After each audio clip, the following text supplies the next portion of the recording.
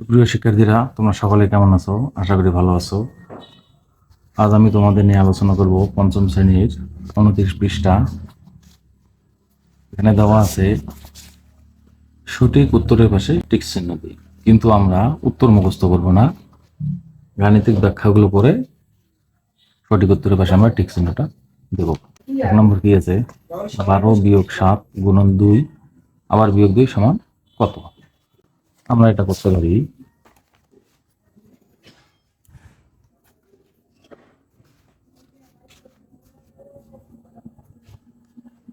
12 বিয়োগ 7 গুণন 2 বিয়োগ 2।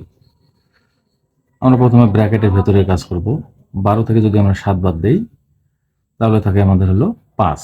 এর সাথে গুণ করব 2, বিয়োগ আছে 2। তারপর আমরা গুণের কাজটা করব। 5 দুগুণে 10 বিয়োগ 2, এখান থেকে বের হলো বিয়োগ করলে 8। আমাদের সঠিক উত্তরটা হবে 8। 2 নম্বরে আছে কয়টি 50 টাকার নোট মিলে 2000 টাকা হয়? 50 টাকার একটি নোটে হয় 50 টাকা, তাহলে কতটা 50 টাকার নোট নিলে 2000 টাকা হবে? তাহলে আমরা উত্তরে যে জিনিসটা পাবে আমরা সবসময় সেই জিনিসটাকে শেষে নিয়ে দেবো। 50 টাকা যদি একটা নোটে 50 টাকা হয়, দুইটা নোটে হবে 100 টাকা। এটা আমরা মনে মনে কল্পনা করি। তাহলে 50 টাকা একটি নোটে আমরা এইভাবে লিখতে পারি, 50 টাকার একটি নোটে হয় 1 গুণন 50 সমান হলো 50 টাকা। 50 টাকা। সুতরাং 2000 টাকা হয় 2000 ভাগ 50টি নোটে। আমরা মনে মনে এই শূন্য বাদ দিতে পারি। 5 দ্বারা আমরা 20কে ভাগ করব 4, একটা শূন্য অবশিষ্ট থাকে 4, তাহলে 40টি। এখানে সঠিক উত্তর হবে 40। 3 নম্বরে আছে জামিল 32 টাকা দিয়ে 4টি কলম কিনলো, 15টি কলম কেনার জন্য কত টাকা লাগবে? তাহলে 4টি কলমের দাম এখানে দেওয়া আছে, 4টি কলমের দাম 32 টাকা। আমরা 15টা কলমের দাম বের করব। 4টি কলমের দাম 15 টাকা। সরি, 4টি কলমের দাম 32 টাকা। একটি কলমের দাম 32 ভাগ 4 টাকা সমান হলো 8 টাকা। তাহলে আমরা 15টি কলমের কেনার জন্য কত টাকা লাগবে? 15টির দাম বের হলো। 15টি কলমের দাম 15 গুণন 8 টাকা, 120 টাকা। সঠিক উত্তরটা হবে 120। তারপর আছে 1 ডজন পেন্সিলের দাম 48 টাকা হলে 8টি পেন্সিলের দাম। আমরা জানি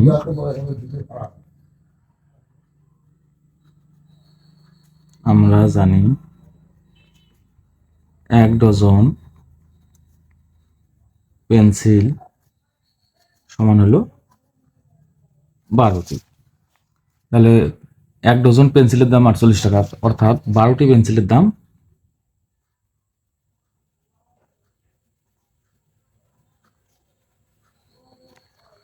48 টাকা। একটি পেন্সিলের দাম 48 ভাগ 12 টাকা। কতটা পেন্সিলের দাম এখানে আমার দেখতে হবে, 8টি পেন্সিলের দাম কত? তাহলে 4 টাকা করি, 4 বার 48, 4 টাকা একটা পেন্সিলের দাম। আমরা পেন্সিলের দাম বের করব। 8টি পেন্সিলের দাম 8 গুণন 4 টাকা, তাহলে 4 আসতে 32 টাকা। এভাবে আমরা 4 নম্বর সমাধানটা করতে পারি। সঠিক উত্তর হবে 32। 5 নম্বর আছে 334টি আম 15 জনের মধ্যে সমানভাবে ভাগ করে দিলে কয়টি আম অবশিষ্ট থাকবে? 5 নম্বরটা 334টি আম 15 জনের মধ্যে সমানভাবে ভাগ করে দিলে কতটি আম অবশিষ্ট থাকবে?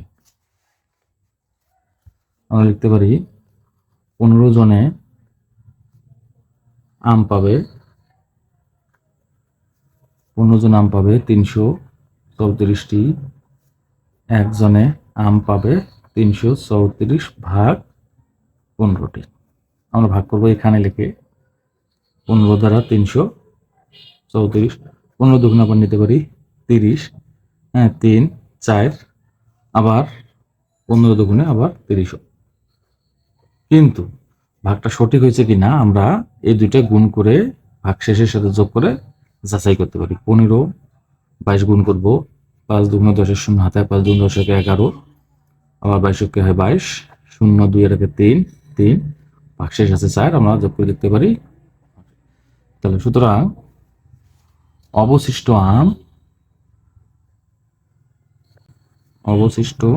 আম 4টি। তাহলে সঠিক উত্তর হবে আমাদের 4টি। 6 নম্বর আছে মাতার বয়স কন্যার বয়সের 3 গুণ, অর্থাৎ মাতার বয়স কন্যার বয়সের 3 গুণ। মাতার বয়স যদি 1 হয় কন্যার বয়স হবে 3, কন্যার বয়স যদি 2 হয় মাতার বয়স হবে 6, কন্যার বয়স 15 বছর। 10 বছর পর মাতার বয়স কত হবে? ওখানে যেটা দেওয়া আছে আমরা লিখবো 6 নম্বরে কন্যার বয়স 15 বছর, মাতার বয়স কন্যার বয়সের 3 গুণ। সুতরাং মাতার বয়স 15 গুণন 3 বছর, 3 গুণ হলো 45 বছর। তারপরে আমরা দেখতে পারি 10 বছর পর মাতার বয়স কত হবে লিখবো আমরা। সুতরাং 10 বছর পর মাতার বয়স হবে 45 যোগ 10 বছর সমান 55 বছর। 6 নম্বরটা আমরা এভাবে সমাধান করতে পারি।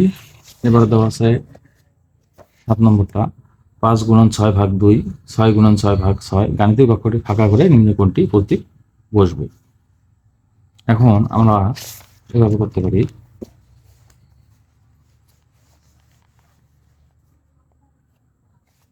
7 নম্বরে বাম পক্ষ যদি থাকে, বাম পক্ষ 5 গুণ 6 ভাগ আছে 2, তাহলে আমরা করতে পারি